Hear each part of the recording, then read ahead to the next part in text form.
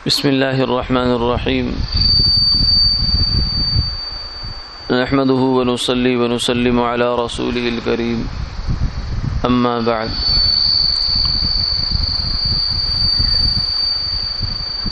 قال النبي صلى الله عليه وسلم: كل كلام بني آدم عليه لا له إلا أمر بمعروف أو نهي عن المنكر أو ذكر الله، أو كما قال عليه الصلاة والسلام. حضور نبی کریم صلی اللہ علیہ وسلم نے ارشاد فرمایا کہ انسان کا ہر کلام، ہر بات اس کے اوپر بوجھ ہے سوائے امر بالمعروف، نہی عن المنکر اور اللہ کی یاد کے. اللہ رب العزت نے انسان کے آس پاس دو فرشتے بٹھا رکھے ہیں جو اس کی زبان سے نکلنے والے ہر لفظ کو لکھتے ہیں، اس کے جسم سے نکلنے والے ہر عمل کو لکھتے ہیں، جن کو کرامن کاتبین کہا جاتا ہے. ما یلفظ من قول الا لدیہ رقیب عتید، کہ کوئی بھی آدمی زبان سے بات نہیں نکالتا مگر اس کی نگرانی کرنے والے موجود ہیں. بندہ یہ سمجھتا ہے کہ میں نے بات کی، رات گئی بات گئی، یہ میں نے بات کی تھی کسی نے سنی نہیں، اس لیے اس کا کوئی اعتبار نہیں. ایسی بات نہیں ہے، بلکہ اللہ کے ہاں انسان کی ہر بات لکھی جاتی ہے. اور پھر یہ فرما دیا کہ تم نیکیاں لکھوانے کی کوشش کرو، گناہ لکھوانے کی کوشش نہ کرو. یعنی اپنی زبان کو نیک کاموں میں لگانے کی کوشش کرو، لا یعنی میں، یعنی وہ کام کہ جن کا دنیا و آخرت میں کوئی فائدہ نہیں ہے یا جن سے کسی کو نقصان ہوتا ہے، ایسی باتیں نہ کرو.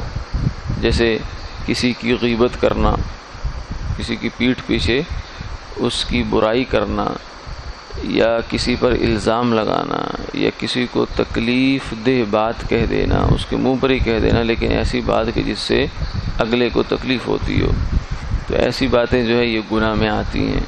فرمایا کہ جو بھی ابن آدم اپنی زبان سے بات نکالتا ہے تو یہ دو پلڑوں میں سے کسی ایک پلڑ میں جا کر گرتی ہے، یا تو یہ آخرت میں آپ کو فائدہ دے گی یا آخرت میں انسان کو نقصان دے گی. ہاں فرمایا کہ تین چیزیں ایسی ہیں کہ یہ انسان کے لیے آخرت میں فائدہ ہی فائدہ ہے. پہلی بات امر بالمعروف، کہ آدمی زبان سے بات نکالے اور اس بات کا مقصد کسی کو اچھی بات کی جانب متوجہ کرنا ہو. کسی کو کہنا ہو کہ بھائی یہ نیک کام کرو، مثلا نماز پڑھ لو، روزہ رکھ لو، اور فلاں کام کر لو، فلاں کام کر لو. تو یہ امر بالمعروف کو کرنا زبان سے، یہ ایک نیک کام ہے. یہ انسان کے نامہ اعمال میں اچھی بات شامل ہو گئی. دوسری چیز ہے نہی عن المنکر، کوئی برائی کر رہا ہے، کوئی برا کام کر رہا ہے تو آپ نے اس کو روک دیا کہ ایسے نہ کرو، تو یہ بھی ایک اچھی بات آپ کے نامہ اعمال میں لکھ دی گئی. اور تیسری چیز یہ ہے ذکر اللہ، کیونکہ ہر وقت امر بالمعروف اور نہی عن المنکر کا وقت نہیں ہوتا. وہ تب ہوگا جب کوئی بندہ آپ کے سامنے ہوگا یا وہ غلط کام کر رہا ہوگا. جبکہ تیسری چیز جو فرمائی وہ ہر وقت کی مصروفیت ہے. وہ کیا ہے؟ اللہ کی یاد.